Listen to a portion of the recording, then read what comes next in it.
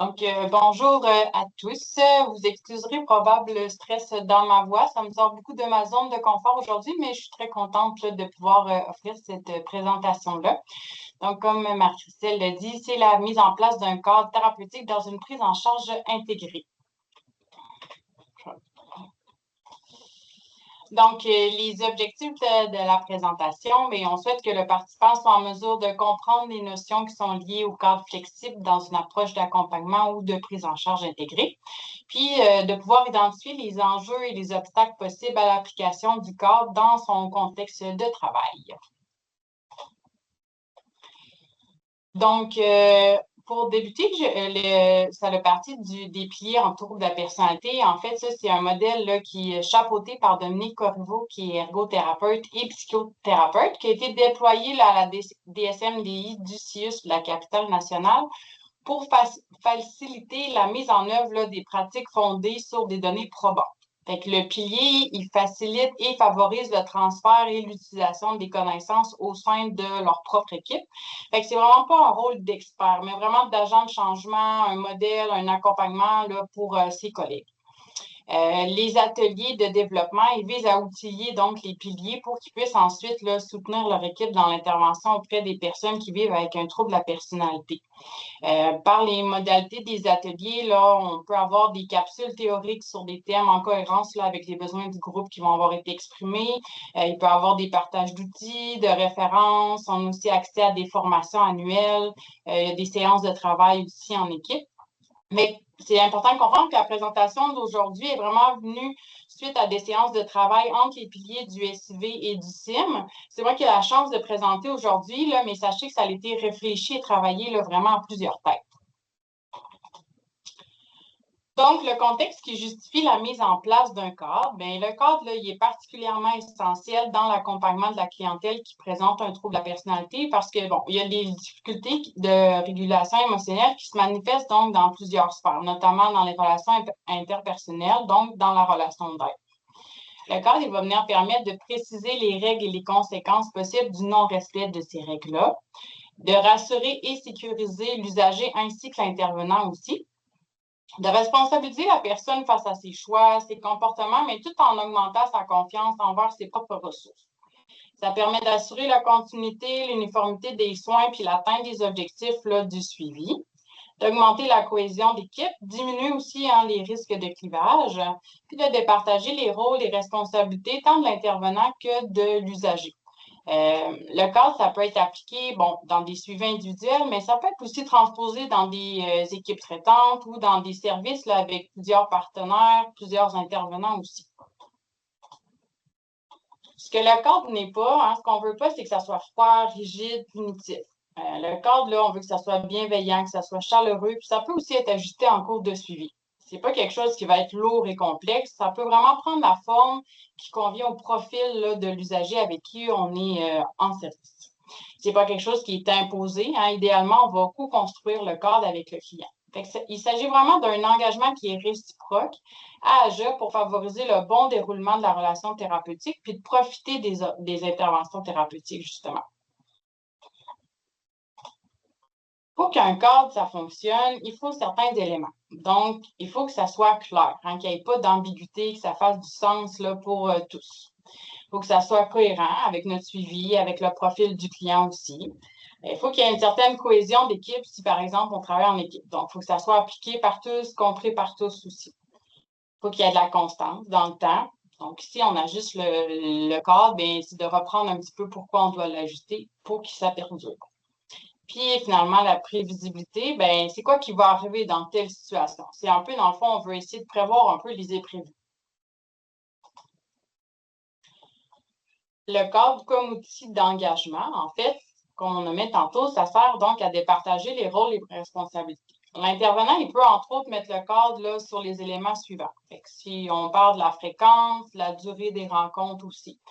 De voir avec l'horaire de travail, la disponibilité de l'intervenant. Par exemple, je travaille du lundi au vendredi entre 8h et 16h. De voir les appels téléphoniques. C'est quoi la fréquence qui est permise? C'est quoi la durée? Est-ce qu'il y a un délai pour le rappel? Comment ça fonctionne en boîte vocale? C'est quoi le numéro à rejoindre en temps d'urgence et tout ça?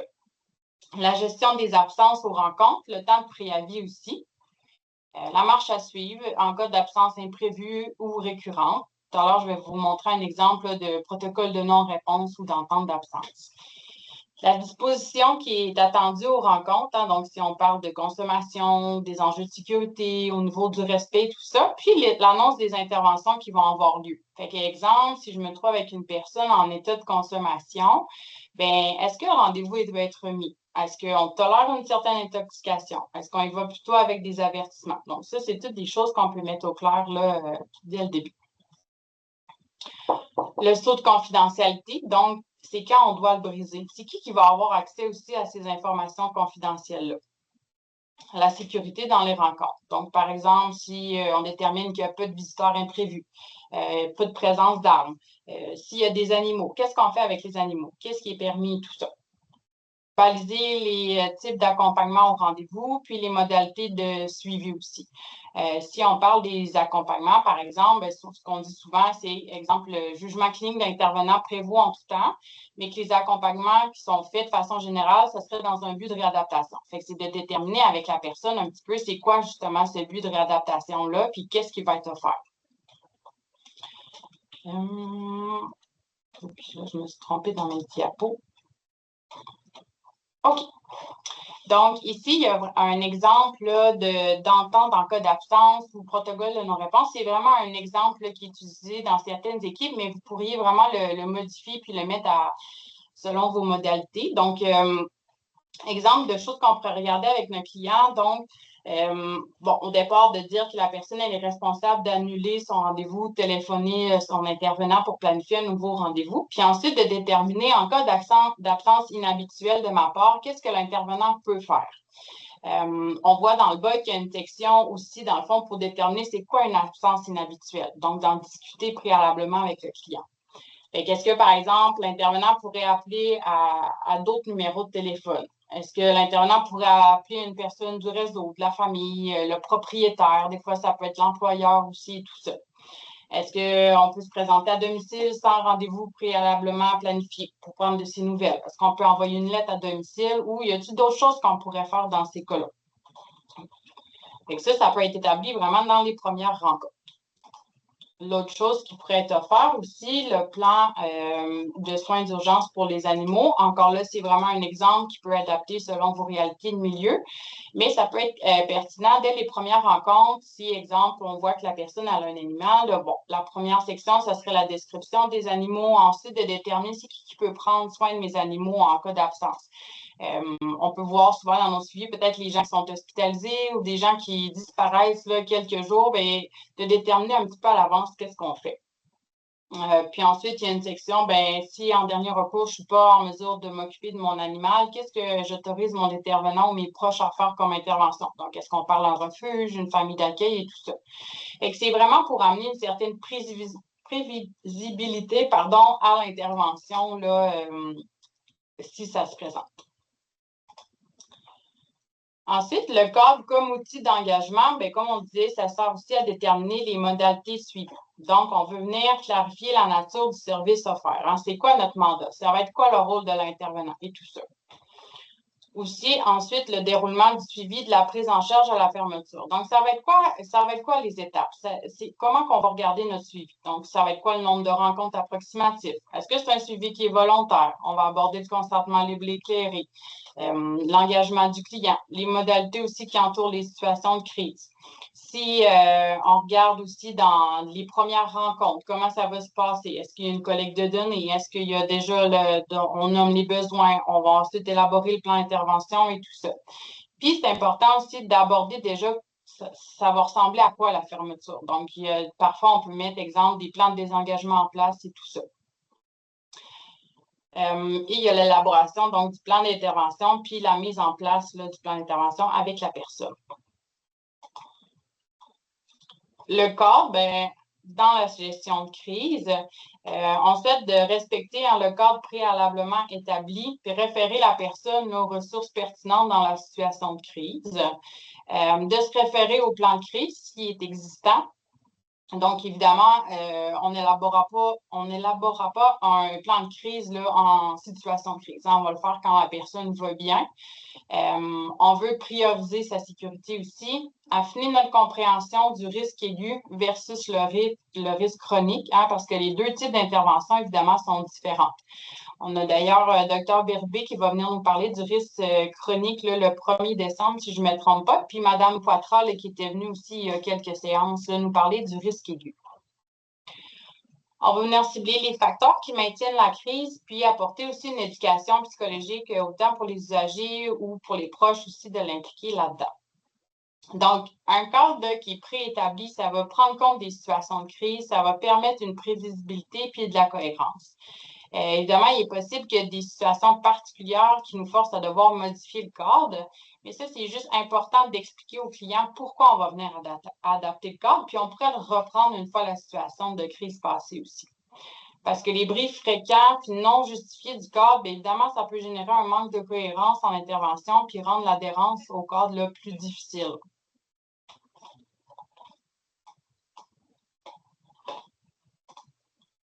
Ici, j'ai mis aussi un exemple de plan de crise. Encore une fois, ça peut être vraiment adapté à vos besoins. Donc, ici, on a plusieurs sections. La section verte, quand ça va bien. Section jaune, ça va un petit peu moins bien. Section orange, ça va pas très bien. Puis rouge, je suis en état de crise. Donc, dans cette section-là de l'état de crise, vers la fin, on peut venir voir là, ici la formulation que faire pour ne pas empirer la crise. On pourrait peut-être le formuler autrement en disant qu'est-ce que je pourrais faire en situation de crise, mais venir justement canner les démarches à faire, les étapes à suivre. Puis à éviter en situation de crise, donc qu'est-ce que je ne dois pas faire en situation de crise. Donc, on va venir baliser ça puis mettre des repères là, dans le plan de crise dès les premières rencontres. Puis ce plan-là, bien, une fois l'état de crise passé, on pourrait le reprendre pour voir un petit peu qu'est-ce qui a bien fonctionné, qu'est-ce qui a moins bien fonctionné, qu'est-ce qu'on pourrait adapter pour prévenir pour les prochaines fois aussi.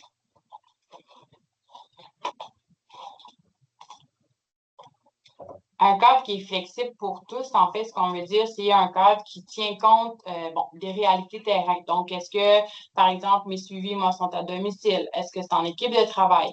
C'est quoi le mandat du programme du service aussi? Y a-t-il une autorisation de jugement de soins? Y a-t-il la DPJ qui est impliquée aussi? Ça peut être toutes des situations ou des réalités différentes.